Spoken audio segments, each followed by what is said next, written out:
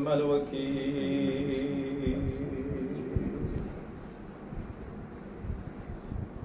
نعم المولى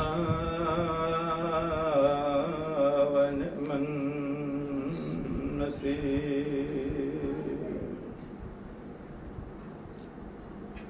بسم الله الرحمن الرحيم الحمد لأهله والصلاة على أهلها صلوات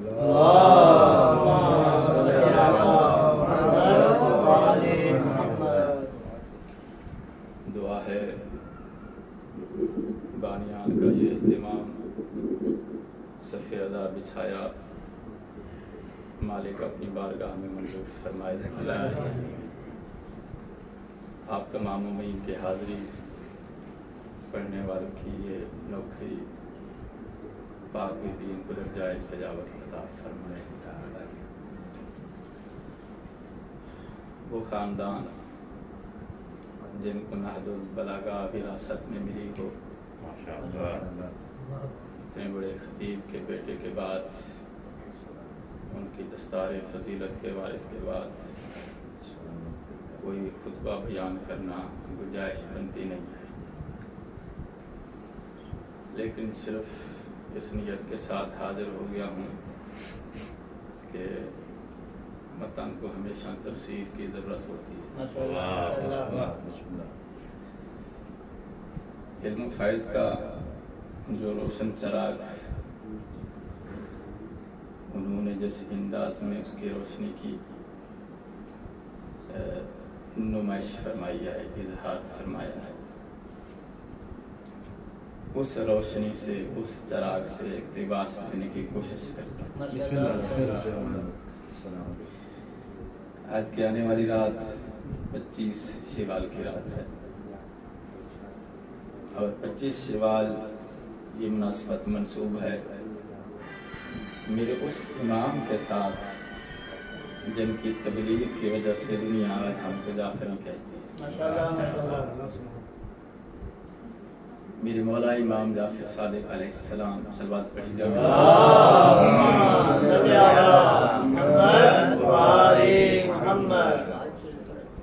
کائنات کے اندر آپ نے علم و فہم کا، عقل و شعور کا وہ چراغ روشن کیا ہے کہ جب تک اللہ کی اس دھرتی پر شمس و قمر کا نظام رہے گا اس کی ہدایت کی روشنی باقی رہے گی۔ دنیا ہم کو جعفری، شیعہ اثنا عشری کہتی ہے ہمارے اس امام کی نسبت کی وجہ سے۔ تو میں چاہتا ہوں آج دنیا کو بیان کروں کہ مذہب شیعہ کی حقیقت کیا ہے۔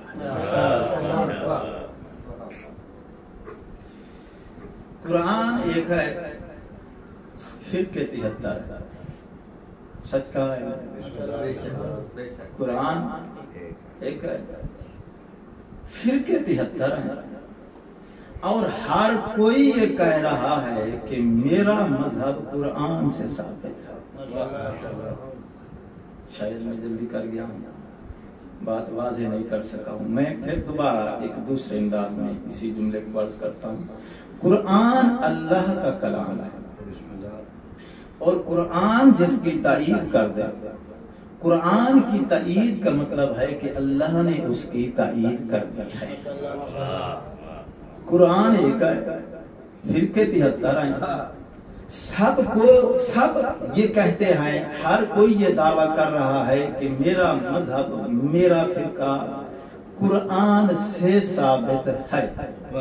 اگر تمام فرقے قرآن سے ثابت ہیں تو اس کا مطلب ہے تمام مذاہب، تمام 73 کے 73 فرقوں کی اللہ آپ تصدیق کر رہا ہے۔ جب تمام فرقے قرآن سے ثابت ہیں تو پھر یہ کیوں کہتے ہو میں مومن ہوں یہ کافر ہے، میں جنتی ہوں وہ جہنمی؟ تو پھر سب کو جنتی ہونا چاہیے۔ اگر سارے فرقے قرآن سے ثابت ہیں تو پھر سب حق پہ ہونے چاہیے، سب کو جنتی ہونا چاہیے، پھر ایک دوسرے کو کافر کافر کے نعرے کیوں لگا رہے ہیں؟ مذہب ذہبا یذہب ذہبا، جو بیٹھے ہوئے ہیں ان کے لیے عرض کر رہا ہے، ذہبا یذہب کو کیا معنی ہوتا ہے؟ جانا، چلنا۔ مذہب کا کیا معنی ہے؟ چلنے کا راستہ۔ اب انسان کی فطرت کا یہ دستور ہے کہ چوراہے پر جب پہنچ جائے تو بریک لگا کر منزل کا راستہ پہلے کنفرم کرتا ہے تاکہ دور جا کر پھر دوبارہ واپس آنا نہ پڑے۔ آپ کے ساتھ کبھی یہ حادثہ ہوا ہے یا صرف میرے ساتھ ہی ہوتا ہے؟ تو چوراہے پہ چوک کے اوپر جاؤ تو وہاں راستے 2 سے زیادہ ہوتے ہیں، 3 4 ہو سکتے ہیں۔ چوک ویسے 4 راستوں والے موڑ کو کہتے ہیں، جہاں پہ 4 راستے کھلتے ہوں اس کو چوک کہتے ہیں۔ تو چوک آ جائے، چوراہا آ جائے تو منزل کی طرف جانے والا راستہ انسان پہلے کنفرم کرتا ہے، پھر اسی رخ پر، اسی سڑک پر انسان اپنی گاڑی کا رخ موڑ دیتا ہے۔ راستے 4 نہیں، نبی کا فرمان ہے 73 ہے۔ 4 راستے ہوں تو عقل و فطرت تم کو یہ کہتی ہے کہ پہلے راستہ کنفرم کرو، پھر منزل کی طرف گاڑی کا رخ موڑ دو۔ راستے 73 ہیں۔ مولوی صاحب کبھی امت کو ہوش بھی نہیں آنے دیا کہ سے یہ امت کبھی پوچھے کہ بھائی صاحب منزل کا راستہ صحیح کون سا؟ تو جب فرقے 73 ہے، مذہب 73 ہے، تو عقل کا تقاضا یہ ہے کہ مرنے سے پہلے، دنیا چھوڑنے سے پہلے انسان کو اپنے منزل کا صحیح راستہ کنفرم کر لینا چاہیے۔ اور میں اس لیے عرض کر رہا ہوں کہ منزل کا صحیح راستہ جو کنفرم کر کے میرے چھٹے امام نے بتایا ہے، میں اس کا تعارف دینا چاہتا ہوں۔ اب اس وقت ہمارے سامنے قرآن کے علاوہ کچھ بھی اویلیبل نہیں ہے۔ امام ہیں تو پردہ غائب ہے، باقی انبیاء صحابہ کرام دنیا سے جا چکے ہیں۔ اس وقت ہمارے پاس ہاتھوں میں جو دستیاب ہے وہ صرف قرآن مجید ہے۔ تو اللہ کی لا رائب کتاب، ہمارا سوال صرف اتنا ہے، راستے 73 ہیں، منزل پہ جانا ضروری ہے، صحیح راستے کی ہم کو ہدایت فرما۔ اور قرآن نے کہا ہے کہ ھدی للمتقین، قرآن ہدایت دیتا ہے لیکن دیتا اسی کو ہے جس کا وضو ٹھیک ہو۔ بھائی تقوی کا ترجمہ میں نے کیا علماء کرام نے، قرآن ہدایت کرتا ہے لیکن اسی کو جو متقی ہو، قرآن ہدایت کرتا ہے لیکن اسی کو جو با تقوی ہو، اور تقوی دل کے وضو کو کہتے ہیں۔ تو اللہ کی پاک کتاب، ہم نے آل محمد کی مودت اور محبت سے دل کا وضو کر لیا ہے، اب ہم کو صحیح راستے کی ہدایت فرما۔ تو اللہ نے سورہ جمعہ کے اندر، جمعہ بھی ہے آج یا نہیں ہے؟ تو سورہ جمعہ نے یہ آواز دی، هو الذی بعث فی الامیین رسولا منہم یتلو علیہم آیاتہ ویزکیہم۔ ہم نے ان لوگوں کے اندر ان میں سے ہی، ان کے خاندان سے ہی ایک رسول بھیجا ہے، اور اس رسول کی شان یہ ہے کہ یتلو علیہم آیاتہ، رب کی آیات کی تلاوت کو فرماتا ہے، وَيُزَكِّيهِمْ، اور ان کے نفسوں کو پاک بناتا ہے۔ رسول کی ڈیوٹی کیا ہے؟ ایک تو تلاوت کرتا ہے، اور دوسری ذمہ داری کیا ہے؟ وہ آ کے ہمارے نفسوں کو پاک بناتا ہے۔ تو اس آیت کے اندر اللہ نے 2 شخصیات کا حوالہ دیا ہے، ایک وہ ہے جس نے پاک ہونا ہے، ایک وہ ہے جس نے آ کے پاک کرنا ہے۔ تو رسول نے جب پاک کرنا ہے تو پھر کوئی ہے نا آگے جن کو آ کے رسول نے پاک کرنا ہے۔ تو ایک ہے پاک ہونے والے، اور ایک ہے وہ جس نے آ کے ان کو پاک کرنا ہے۔ 2 ہوگا یا نہیں ہوگا؟ پاک ہونے والے اور پاک کرنے والے، ان دونوں میں فرق کیا ہے؟ ان دونوں میں فرق یہ ہے کہ کہ جس نے پاک ہونا ہو وہ پہلے ناپاک ہوتا ہے، تبھی تو اس کو احتیاج ہے پاک ہونے کا، اور جس نے پاک کرنا ہے وہ پہلے خود پاک ہوتا ہے، تبھی تو آ کے ان کو پاک کرتا ہے۔ تو اس آیت نے بتایا کہ مسلمان دو قسم کے ہیں۔ ایک مسلمان وہ ہے جس نے آ کے پاک کرنا ہے، اور ایک مسلمان وہ ہے جس نے پاک ہونا ہے۔ ایک مسلمان وہ ہے جس نے آ کے کلمہ پڑھانا، اور ایک مسلمان وہ ہے جس نے کلمہ پڑھنا ہے۔ ایک مسلمان وہ ہے جس نے دین سکھلانا ہے، اور ایک مسلمان وہ ہے جس نے دین سیکھنا ہے۔ دین سیکھنے والا، کلمہ پڑھنے والا، پاک ہونے والا یہ اور ہے، اور جس نے آ کے کلمہ پڑھانا ہے، دین سکھلانا ہے، پاک کرنا ہے، یہ مسلمان اور ہے۔ دو قسم کے مسلمان ہیں، اور چونکہ بہت کم پڑھا لکھا ہوں اور میرے سامنے علماء اور فضلات تشریف فرما ہے، اور لائق شاگرد کا حق یہ بنتا ہے کہ سبق اچھے طریقے سے سنا ہے۔ کوشش کرتا ہوں کہ اچھے طریقے سے ہو جائے۔ یہ جو دو قسم کے مسلمان ہیں نا، ان کا فرق میں آپ کو ایک مثال سے واضح کرتا ہوں۔ کھانے کو نمکین بنانا ہو تو ضرورت ہوتی ہے نمک کی۔ نمک کھانے کو نمکین بناتا ہے، اور کھانا نمکین بنتا ہے۔ تو ایک نمکین بنانے والا وہ ہے نمک، اور ایک ہے نمکین بننے والا وہ ہے کھانا۔ اب نمک میں اور کھانے میں فرق کیا ہے کہ نمک سے رشتہ جوڑنے سے پہلے کھانا پھیکا ہوتا ہے، رشتہ جوڑنے کے بعد پھر یہ نمکین کہلاتا ہے۔ لیکن نمک یہ دو حالات سے نہیں گزرتا۔ جب سے اللہ نے اس کو تخلیق کیا ہے وہ اپنی اسی ایک ہی فطرت پہ قائم آئے دائم ہے۔ تو یہ جو کھانا ہے نا یہ ہے کنورٹ نمکین، اور جو نمک ہے یہ ہے فطرت نمکین، یہ نیچرل نمکین ہے۔ سمجھ گئے ہو؟ تو مسلمان دو قسم کے ہیں، ایک مسلمان وہ ہے جس نے پاک کرنا ہے، دوسرا وہ ہے جس نے پاک ہونا ہے۔ ایک وہ ہے جس نے کلمہ پڑھانا ہے، ایک وہ ہے جس نے کلمہ پڑھنا ہے۔ ان دونوں میں فرق یہ ہے، جس نے کلمہ پڑھانا ہے، پاک کرنا ہے، یہ فطرت اسلام پہ آیا ہے، اسی فطرت پہ قائم و دائم رہتا ہے، دو حالات سے نہیں گزرتا۔ جس میں پاک ہونا ہے، دین سیکھنا ہے، کلمہ پڑھنا ہے، پاک ہونے سے پہلے ناپاک اور کافر ہوتا ہے، کلمہ پڑھنے کے بعد پاک ہو جاتا ہے، مسلمان بنتا ہے۔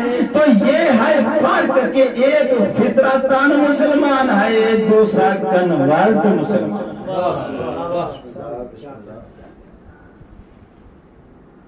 فطرتاً مسلمان وہ ہے جس کو اللہ نے جب سے تخلیق فرمایا ہے وہ اپنی اسی فطرت اسلام پر قائم ہے، دائم ہے۔ یہ دو حالات سے کبھی نہیں گزرتا ہے۔ دو حالات سے کون گزرتا ہے؟ جس نے پاک ہونا ہے، جس نے مسلمان بننا ہے۔ تو جو کنورٹ مسلمان ہے یہ دو حالات سے گزرتا ہے۔ یہ دو قسم کے سلسلے ہیں مسلمانوں کے۔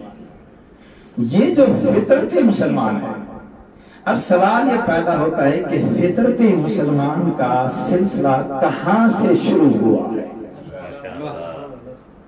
فطرتی مسلمان کا سلسلہ شروع ہوا ہے جناب آدم علیہ السلام سے۔ جناب آدم دنیا میں آنے کے بعد کسی کا کلمہ پڑھ کر مسلمان نہیں ہوئے تھے، وہ پیدا ہی مسلمان ہوئے۔ آدم فطرتاً مسلمان ہے، آدم فطرتی مسلمان ہے۔ تو سب سے پہلا انسان جو دنیا میں آیا، سب سے پہلا مسلمان جو دنیا میں آیا وہ فطرتی مسلمان ہے۔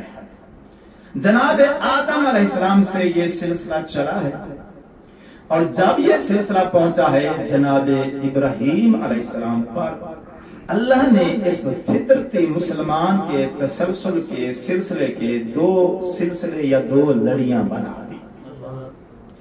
जनाब इब्राहीम के दो बेटे थे, जनाब इस्माइल अलैहिस्सलाम और जनाब इसहाक अलैहिस्सलाम। फितरती मुसलमान की ये दो शाखें हैं, दो सिलसिले हैं। जो सिलसिला जनाब इसहाक अलैहिस्सलाम से चला वो जनाब ईसा अलैहिस्सलाम पे आके खत्म हो गया।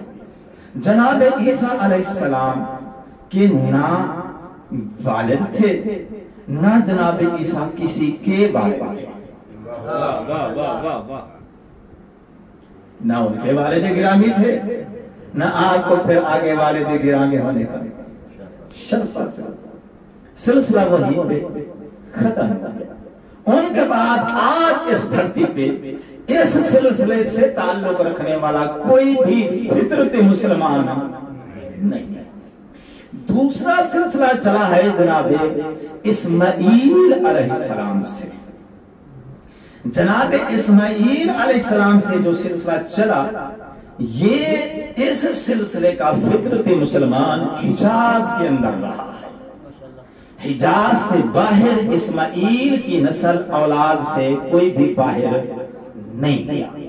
जनाब इसहाक की नस्ल से आने वाले फितरती मुसलमान लोगों को कलमा पढ़ाने के लिए, दीन इस्लाम सिखलाने के लिए, पाक बनाने के लिए दुनिया के तमाम शहरों में गए हैं।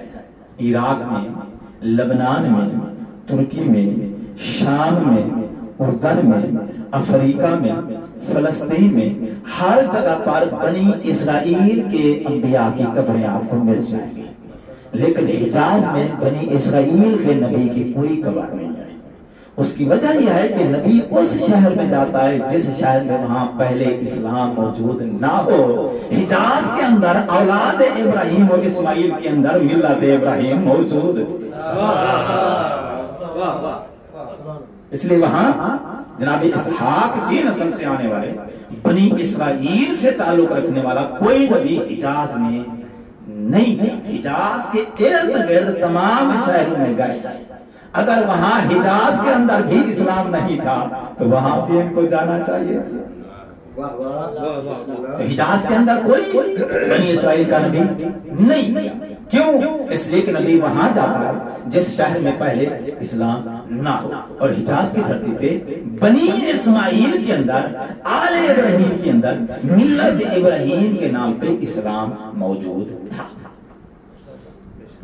और जनाब इसहाक का सिलसिला जनाब आदम पे खत्म हो गया, लेकिन जनाब इस्माइल से मिल्लत इब्राहिम, आले इब्राहिम के नाम पर जो सिलसिला चला, अल्लाह ने इस सिलसिले के अंदर नबी पाक के वजूद की बरकत से वो बरकत डाल दी कि बनी इस्माइल और आले इब्राहिम से चलने वाला फितरती मुसलमान का सिलसिला आज तक भी इस धरती पे मौजूद है, क़यामत तक कायम रहेगा, दाएं रहेगा। और देखो, मैं कोई हवा में नहीं कह रहा, गारंटी के साथ जुमला कहने लगा। मेरे सामने इस वक्त सादात तशरीफ फरमा है। ये सैयद जो है, इनका ताल्लुक किस खानदान से है? उस खानदान से है जिसको फितरती मुसलमान कहते हैं। आज आप दुनिया के हर मुसलमान से कलमे का सवाल कर सकते हो। ये कह सकते हो कि हुजूर आप किस दौर में मुसलमान हुए, आपको कितना अरसा हो गया है मुसलमान हुए? तो हर मुसलमान से कलमे का सवाल हो सकता है। हर मुसलमान बताएगा कि मैं आज से 2 नस्लें पहले, 4 पुश्तें पहले, 5 पुश्तें पहले हमारे खानदान के लोग इस्लाम लाए, उससे पहले मुसलमान नहीं थे। तो हर मुसलमान दुनिया का आप उससे कलमे का सवाल कर सकते हो और वो जवाब में आपको बता भी सकता है कि आज से 5 पुश्तें पहले, 8 पुश्तें पहले, 10 पुश्तें पहले हम मुसलमान हुए, इस्लाम लेकर आए। लेकिन आज भी आप آپ کسی سید زادے سے کلمے کا سوال نہیں کر سکتے. آپ کسی سید سے نہیں پوچھ سکتے کہ آپ حضور کب اسلام لائے. کیوں نہیں سید سے کلمے کا سوال کر سکتے؟ اس لیے کہ سید اس خاندان سے نہیں آئے جو کلمہ پڑھنے والے ہیں, جو پاک ہونے والے ہیں. اس کا تعلق اس شجرے سے ہے جو لوگوں کو پاک کرنے کے لیے آیا ہے, جو اسلام سکھانے کے لیے ہے, جو کلمہ پڑھانے کے لیے آیا ہے, جو پھر نجبی کا عالم اسلام کو چیلنج ہے. 1400 سال کے بعد آج بھی آپ آج کے ایک سید زادے سے, اولاد علی سے تعلق رکھنے والے ایک سید سے آپ کلمے کا سوال نہیں کر سکتے. مولوی صاحب اپنی عقل سے تو نے بڑی داڑھی رکھ لی ہے, تجھے علی کے باپ کے متعلق کلمے کا سوال.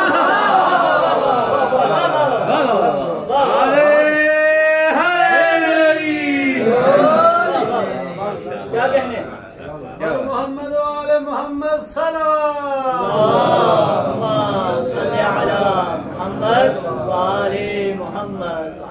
دو قسم کے مسلمان ہیں, ایک ہے فطرتی مسلمان اور ایک ہے کنوار مسلمان.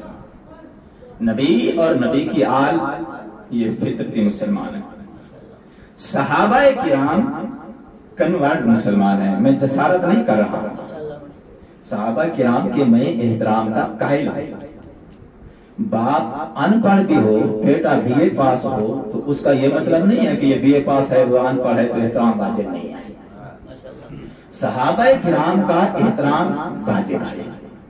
ہم صحابہ کرام کے احترام کے قائل ہیں کیونکہ ان کو نبی پاک کی صحبت اور زیارت کا شرف حاصل رہا ہے. تو ہم صحابہ کرام کے احترام کے قائل ہیں, ان کا احترام کرتے ہیں, لیکن صحابہ کرام سے ہم دین نہیں لیتے. کیوں؟ اس لیے کہ صحابہ کرام کنوار مسلمان ہیں, وہ خود محتاج ہیں آل سے دین لینے کے, خود محتاج ہیں آل کے کہ وہ آئیں ان کو پاک بنائیں.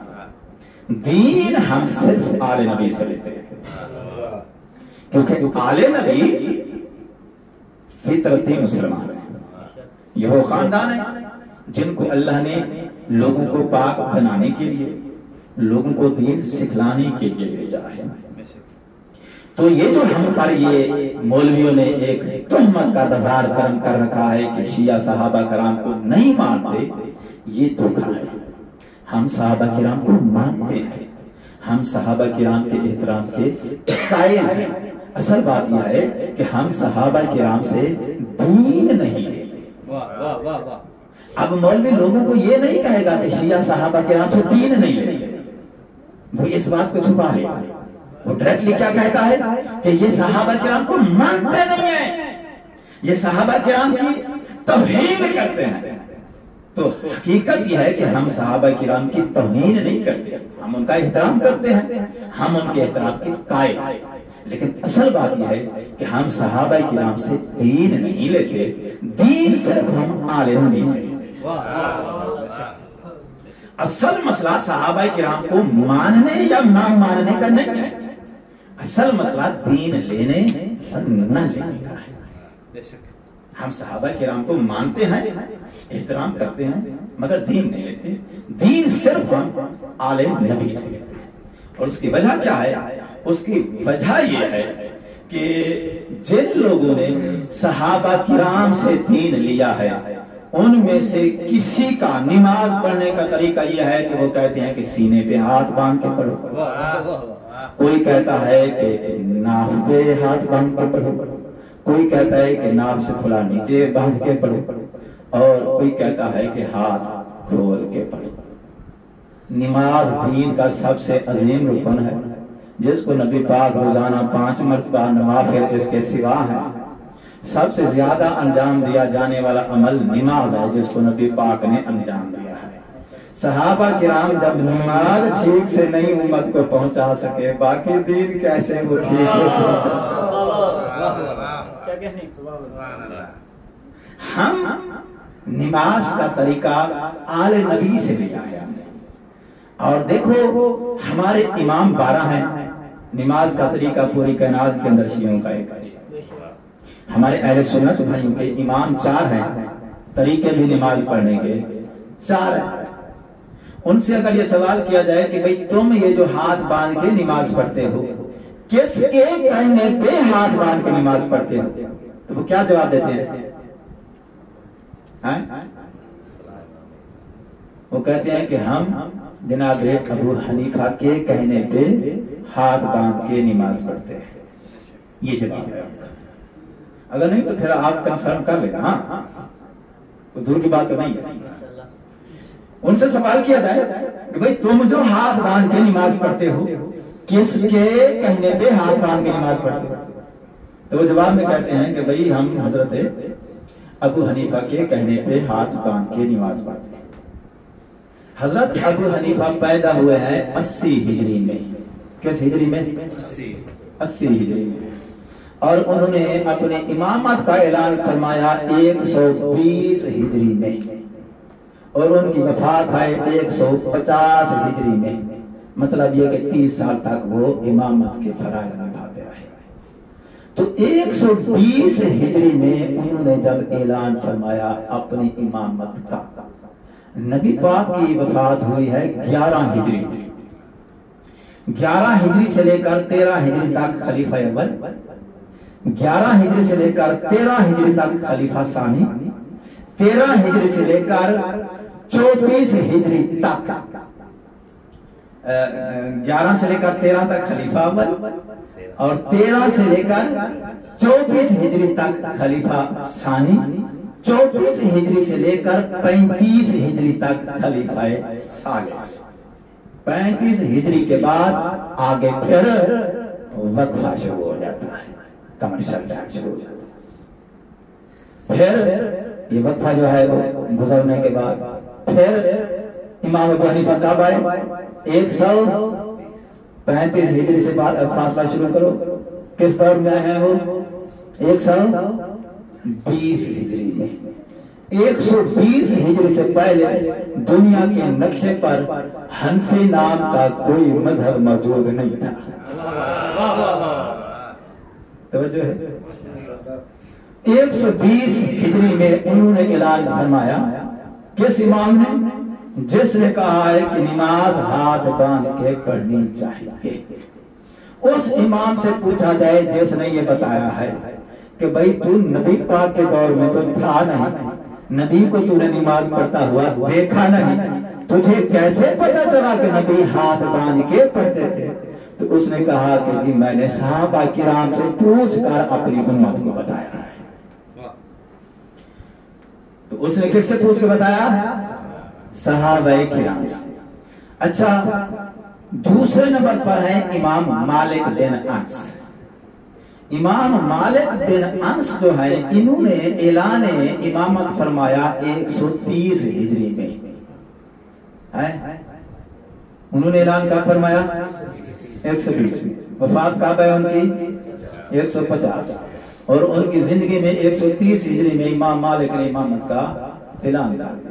आप कहेंगे भी एक ही दौर में दो इमाम? जी हाँ, एक इमाम मदीने में था, एक बगदाद में था। एक इमाम बनु उमय्या ने तैनात किया था, दूसरा बनी अब्बास ने तैनात किया। एक ही दौर में ये दोनों इमाम आए। इमाम मालिक के जो मानने वाले हैं आज भी मदीने के अंदर मौजूद हैं। कभी उम्रे पे आप जाएं, हाथ पे जाएं या नेट पे जो है आप उनकी रिसर्च करें तो इमाम मालिक के मानने वाले आज भी सऊदिया में ज्यादा कसीर तादाद में लोग वहां मक्के में, मदीने में, सऊदिया में रहते हैं। और वो इमाम मालिक के फलवर हैं, वो हाथ खोल के नमाज पढ़ते हैं। कोई नई बात नहीं कह रहा। हाथ खोल के नमाज पढ़ना सिर्फ ये शियों ने नहीं, इमाम मालिक का भी फतवा यही है। इमाम मालिक के फलवर हाथ खोल के नमाज पढ़ते हैं। इमाम अबू हनीफा के फलवर हाथ बांध के नमाज पढ़ते हैं। और दोनों इमाम एक ही दौर में, वो मदीने में, ये बगदाद में। बगदाद के सुन्नी हाथ बांध के पढ़ते थे, मदीने के सुन्नी हाथ खोल के पढ़ते थे। यार तरीके हकार कहें तो लतीफा नहीं करना। अच्छा, तो इमाम मालिक बिन अनस जो है, इनकी वफात हुई है 180 हिजरी में, मदीने में दफन हुआ। 180 हिजरी में फिर मिस्र में ऐलान किया इमाम शाफी का तीसरा नंबर है। 180 हिजरी से लेकर 204 हिजरी तक इमाम शाफी मिस्र में वहां पैदा हुए, वहीं दफन हो गए, मकबरा भी उनका मिस्र में है। तो उनका दौर इमामा जो है कहां से शुरू होता है? 180 हिजरी से कहां तक? 204 हिजरी तक। फिर इमाम शाफी के आगे शागिर्द हैं, कौन? इमाम अहमद बिन हंबल। इमाम अहमद बिन हंबल मिस्र में गए, उनसे पढ़े, पढ़ने के बाद फिर दोबारा बगदाद में आ गए। अहमद बिन हंबल इराक के थे, लेकिन वहां से पढ़ के दोबारा बगदाद आ गए। तो बाकी हिस्सा जो उन्होंने अपनी जिंदगी का गुजारा, इमाम अहमद बिन हंबल ने 204 हिजरी से लेके 241 हिजरी तक इमाम अहमद बिन हंबल बगदाद में रहे। शाफी का फतवा यह है कि नाफ के ऊपर हाथ रख के पढ़नी है। शागिर्द अहमद बिन हंबल का फतवा यह है कि नाफ से थोड़ा नीचे हाथ रख के नमाज पढ़नी है। इमाम अबू हनीफा का फतवा है कि सीने पे हाथ बांध के पढ़नी है। इमाम मालिक का फतवा यह है कि हाथ खोल के नमाज पढ़नी है। ये 4 इमाम वो हैं जिन्होंने 4 तरीके बतलाए हैं। किससे पूछकर 4 तरीके बतलाए हैं? सहाबा किराम से पूछकर, नबी को देखकर नहीं, सहाबा किराम से सुनकर इन्होंने नमाज के तरीके 4 बतलाए हैं, सुनकर बतलाए हैं। हमारे इमामों ने नमाज सुनकर नहीं, नबी जब पढ़ा रहे थे पुष्प पे बैठ के हमारे इमाम थे।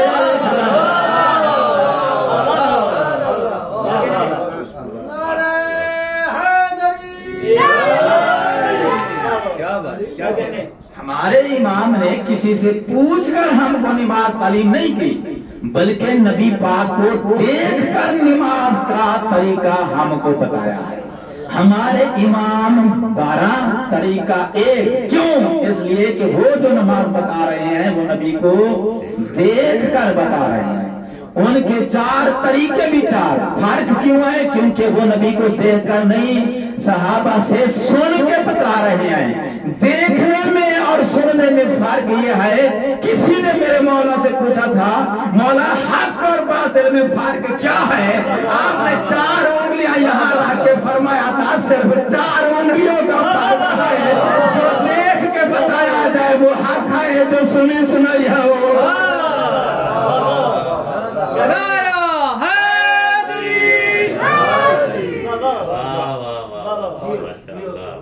उस्ताद अगर सवाल लिखवाए ना रियाजी का कि बेटा लिखो 5 जमा 7, तो जिस जिसका सही जवाब होगा सबका सेम होगा।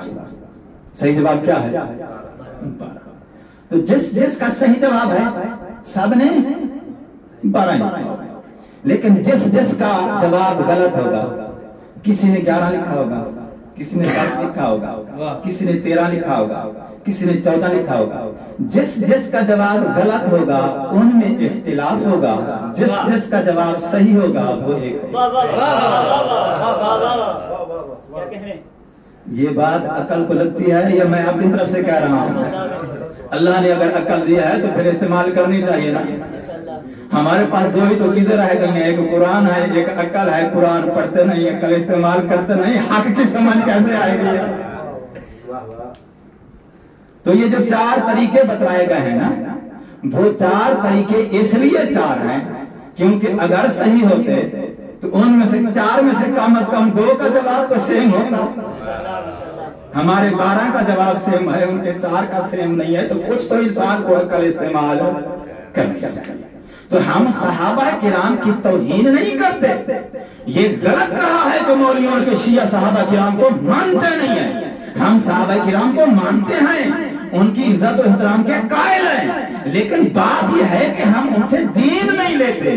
दीन हम सिर्फ आल से लेते, क्योंकि आल ये हैं फितरती मुसलमान, सहाबा किराम हैं कन्वर्ट मुसलमान। और मैंने फितरत और कन्वर्ट की एक मिसाल दिया, याद है या भूल गई? नमक फितरतान नमकीन है, खाना कन्वर्ट नमकीन है, ठीक है ना? अच्छा, चीनी भी फितरतन जो है वो गुड़ फितरतन मीठा होता है, ऐसे है ना? अच्छा, तो गुड़ जो है ये फितरतन मीठा है। चाय को मीठा बनाना हो तो उसमें आपको गुड़ डालने की जरूरत है। दूध को मीठा करना हो तो आपको गुड़ की जरूरत है। शरबत को मीठा करना हो तो आपको गुड़ की जरूरत है। तो अब चाय दो हालात से गुजरेगी। गुड़ डालने से पहले मीठी नहीं आई, गुड़ डालने के बाद मीठी। दूध दो हालात से गुजरता है। गुड़ से रिश्ता जोड़ने से पहले मीठा नहीं है, जोड़ने के बाद मीठा। शरबत दो हालात से गुजरता है। गुड़ डालने से पहले वो मीठा नहीं है, गुड़ डालने के बाद वो मीठा है। ठीक हो गई बात? तो गुड़ है फितरतन मिठास, दूध है, शरबत है, ये है कन्वर्ड मिठास। ठीक हो गई बात? अच्छा, मैंने ऐसा किया कि दूध में मैंने गुड़ डाला, दूध मीठा हो गया। उसके बाद मुझे चाय बनानी थी और उसको मीठा करना था, तो मेरे पास ऑप्शन दो है, या उससे मिठास ली जाए जो फितरतन मीठा है, या उससे ली जाए जो कन्वर्ड मीठा है। तो मेरे जहन में आया कि यार मैं गुड़ जो डालूंगा तो वो जो दूध मीठा किया हुआ रखा है तो वो ही डाल देता हूं, तो मेरी चाय सही सलामत बन गई। तो मौलवी साहबा ने कहा कि वो जो देखो यार कन्वर्ड मीठा है दूध, वो आपने चाय में डाला, तो कन्वर्ड से भी मीठा लिया जा सकता है। मैंने कहा चलो ठीक है। मैंने मौलाना साहब के मशवरे पर अमल किया। एक दिन मुझे शरबत मीठा करना था, मेरे पास चाय तैयार थी, मीठी चाय मैंने शरबत में डाल दी। मजा आया कि नहीं आया? भाई मौसम के मुताबिक मसाला कर रहा हूं, तो शरबत का क्या हो गया? सत्यानाश हो गया। पक्की बात है भाई, मैंने कन्वर्ड मीठे से मिठास ले ली तो वो हमारा शरबत खराब हो गया। तो शरबत ठीक कब होगा? अगर फितरतन जो मिठास है उससे जब भी लोगे कभी आपकी चीज खराब नहीं। तो कन्वर्ड मीठे से मैंने लिया तो कभी ठीक रहा, कभी खराब। लेकिन जो फितरतन है उससे जब मैंने हेल्प की तो कभी भी मेरी चीज खराब हो। तो सहाबा किराम की हम तौहीन नहीं करते, सिर्फ बस बात इतनी है कि दीन हम उनसे नहीं लेते क्योंकि वो है कन्वर्ट मुसलमान, आल है फितरतन मुसलमान। इनसे जिन्होंने भी दीन लिया है कभी किसी का ठीक निकला है, किसी का खराब हो गया है। हमने आल से लिया है, जब से लिया है हमेशा हमारा ठीक ही रहा, वजह से। तो हम दीन सिर्फ आल से लेते हैं। सहाबा किराम को मानते जरूर है मगर उनसे हम दीन नहीं लेते। इमाम जाफर सादिक अलैहिस्सलाम का जुर्म कुछ नहीं था, जुर्म सिर्फ इतना था नाने के दीन का मुबल्लिग था। आज का दिन मंसूब है मेरे मौला के साथ। मेरे छठे इमाम की आज शहादत की रात है। मैं कुर्बान जाऊं मेरे मौला। जनाजे में दूर दराज से मेहमान आया करते हैं, कुछ पुरसा देने के लिए, कुछ पुरसा लेने के लिए। आज उस इमाम का जनाजा है जिसके जनाजे को कंधा देने के लिए वो इमाम भी यकीनन आएगा जिसके जंजीर मरने के बाद नहीं। मैं कुर्बान जाऊं नाने के दीन का मुबल्लिग वालिए मदीना के जरिए मंसूर दवानी ने जुल्म की जहर दे दी है। तारीख ये कहती है कि मेरे इमाम की उम्र मुबारक उस वक्त 65 साल और दूसरी रिवायत के मुताबिक 68 साल 68 साल। ज़ईफ इमाम, दाढ़ी सफेद है, बूढ़े हो चुके हैं, जुल्म की ज़हर मिल चुकी है। हुकूमत की तवक्को ये थी कि जुल्म का ज़हरा मिलते ही इमाम शहीद हो जाएंगे, किसी को पता नहीं चलेगा, हमारे जुर्म पे पर्दा पड़ जाएगा। लेकिन तकदीर का करना ये हुआ कि जहर मिलने के बाद 6 दिन तक इमाम बिस्तर बीमारी पे रहे।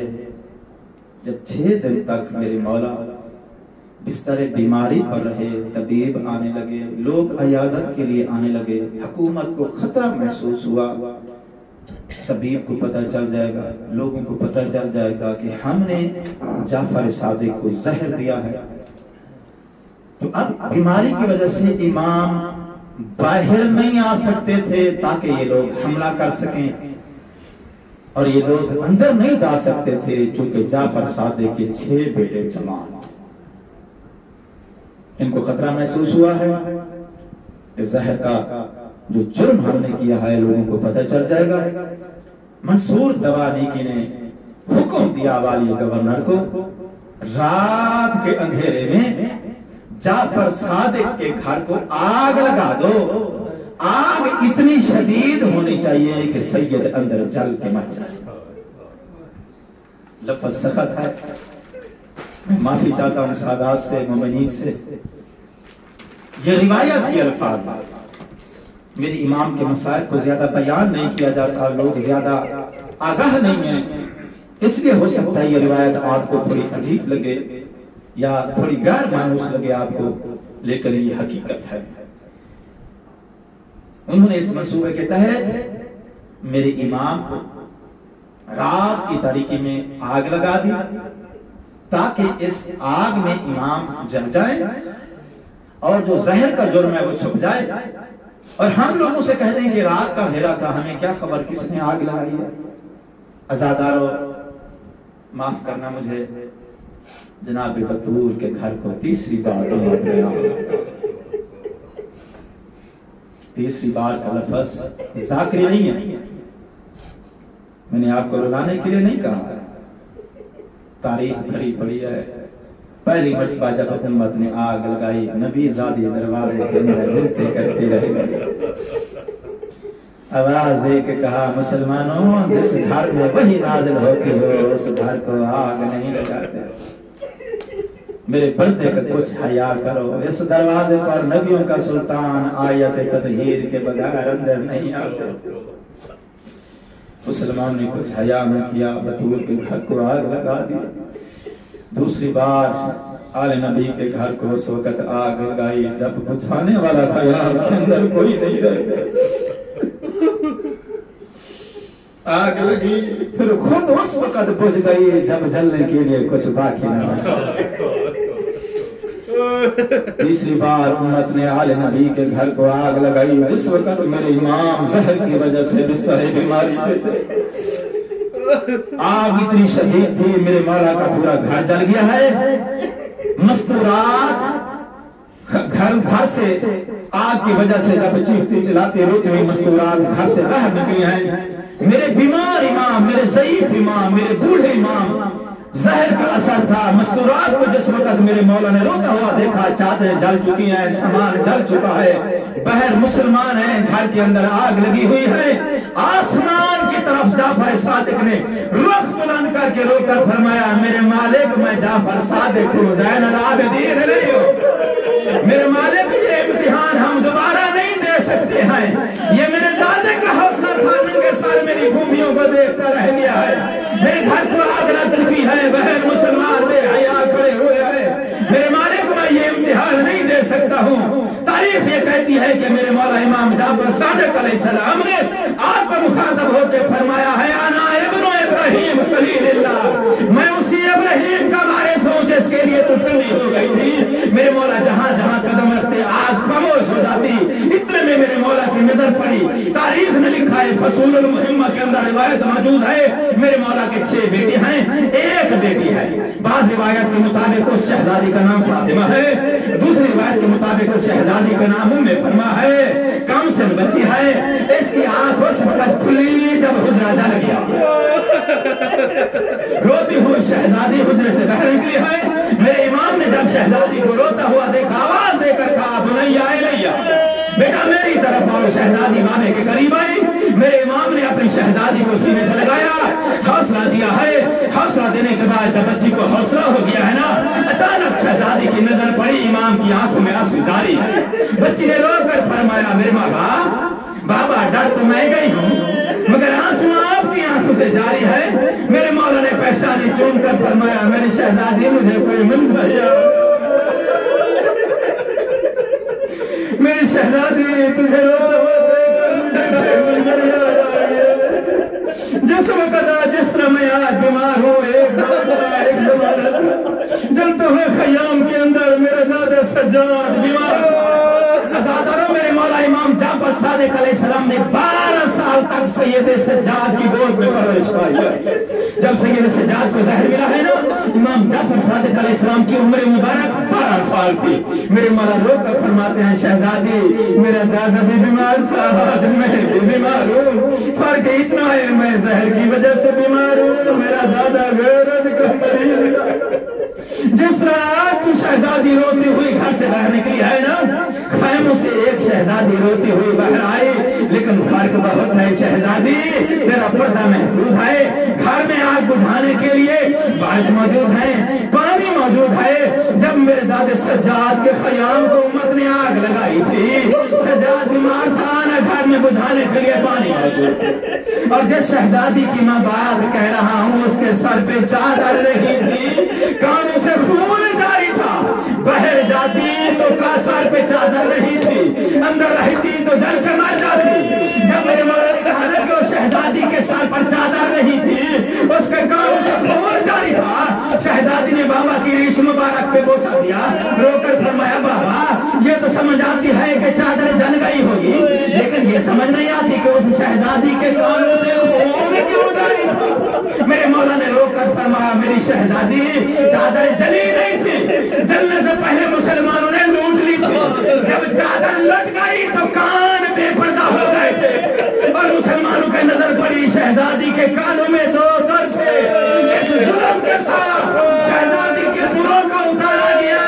دروں کے کنڈی بھی بند رہی، دونوں اتر گئے تھے، چھوٹے چھوٹے ہاتھ جوڑ کر سید سجاد کے پاس آ کے شہزادی نے وقت کے امام سے شریعت کا مسئلہ پوچھا، سجاد آنکھ کھول مسئلہ بتا، میرے سر پہ چادر نہیں آئے، جل کے مر جانا ہے، خیام سے باہر جانا۔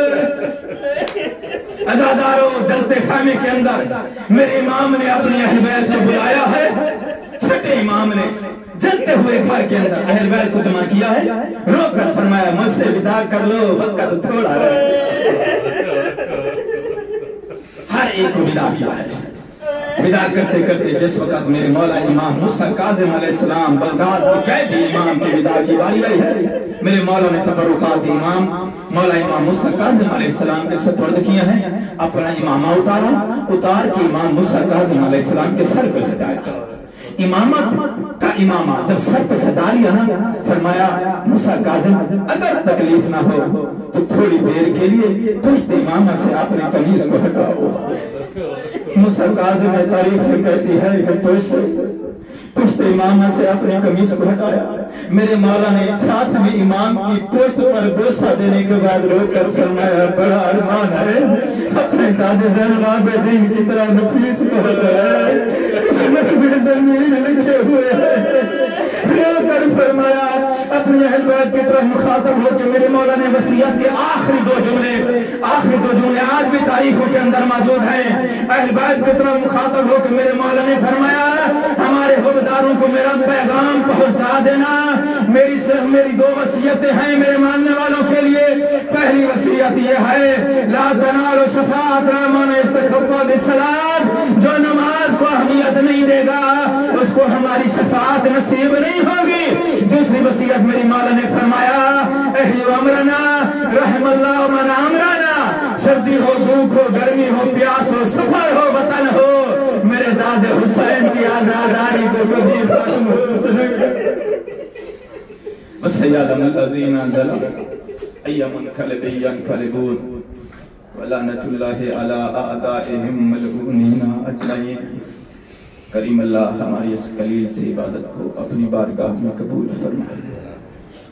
میرے مالک ہمارے صغیرہ و کبیرہ گناہوں کو معاف فرما، ہمارے والدین کے صغیرہ و کبیرہ گناہ معاف فرما، ہمارے مرحومین کے صغیرہ و کبیرہ گناہ معاف فرما۔ کریم اللہ پانی تیری شریعت میں مطہرات میں سے ہے، غم حسین میں غم اہل بیت میں بہنے والے ان آنسوؤں کی بدولت ہمارے نامہ اعمال کو گناہوں سے پاک فرما دے۔ میرے مالک اس مجلس اس ذکر کا ثواب دانیان مجلس کے مرحومین اور حاضرین کے مرحومین کے نامہ اعمال میں درج فرما، ان کو آل محمد علیہ السلام کی شفاعت نصیب فرما، حشر میں آل محمد علیہ السلام کے ہاتھوں جامع کوثر اور لواء الحمد کا سایہ نصیب فرما، ان کی قبروں پہ اپنی رحمت کا نزول فرما، خصوصاً سید حامد گیلانی صاحب کے درجات کو بلند فرما، اس مجلس کا ثواب ان کے نام اعمال میں درج فرما۔ سید زادی علویہ نے جس نے اس مجلس کا اہتمام کیا ہے، جو اس مجلس کی بانی ہے، میرے مالک ان کو صحت و سلامتی عطا فرما، ان کو اپنی حفاظت و رحمت کا سایہ عطا فرما اور ان کو طول حیات عطا فرما، مشن آل محمد علیہ السلام کی کسی طرح خدمت کرنے کی مزید توفیق عطا فرما۔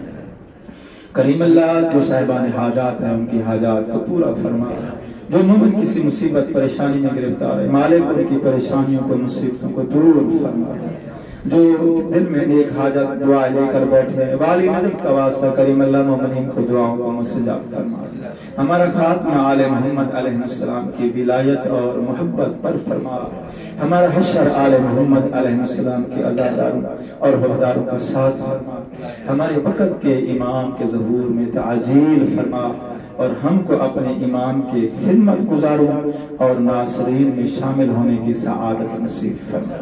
ربنا تقبل دعاءنا انك انت السميع العليم بفضلك ورحمتك يا ارحم الراحمين بحق محمد وآله الطاهرين اللهم صل على محمد وآل محمد إن لله وإنا إليه راجعون۔